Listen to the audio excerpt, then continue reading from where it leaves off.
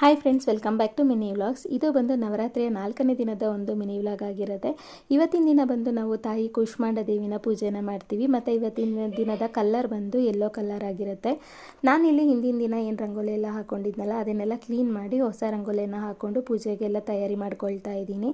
ಬೆಳಗ್ಗೆ ಟೈಮ್ ಇದ್ದರೆ ಬೆಳಗ್ಗೆ ಹಾಕ್ಕೊಳ್ತೀನಿ, ಇಲ್ಲ ಅಂತಂದರೆ ಬೆಳಗ್ಗೆ ಹಾಗೇ ಪೂಜೆ ಎಲ್ಲ ಮಾಡಿ ಮುಗಿಸ್ಕೊಂಡು ಸಂಜೆ ನಾನು ರಂಗೋಲಿನ ಹಾಕ್ಕೊಳ್ತೀನಿ. ಸೊ ಇವತ್ತು ಟೈಮ್ ಇತ್ತು ಅಂತೇಳಿ ಬೆಳಗ್ಗೆನೇ ರಂಗೋಲಿ ಎಲ್ಲ ಕ್ಲೀನ್ ಮಾಡಿಕೊಂಡು ಮತ್ತು ಹೊಸ ರಂಗೋಲಿ ಹಾಕಿ ಈ ರೀತಿಯಾಗಿ ಪೂಜೆಗೆಲ್ಲ ತಯಾರಿ ಮಾಡ್ಕೊಳ್ತಾ ಇದ್ದೀನಿ. ಮತ್ತು ನಾನು ಪ್ರತಿ ನವರಾತ್ರಿಯಲ್ಲೂ ಕೂಡ ವಚನ ಶ್ರೀ ದೇವಿ ಮಹಾತ್ಮೆನ ನಾನು ಓದ್ಕೊಳ್ತೀನಿ. ಅಂದರೆ ಬೆಳಗ್ಗೆ ಒಂದು ಅಧ್ಯಾಯ, ಸಂಜೆ ಒಂದು ಅಧ್ಯಾಯ.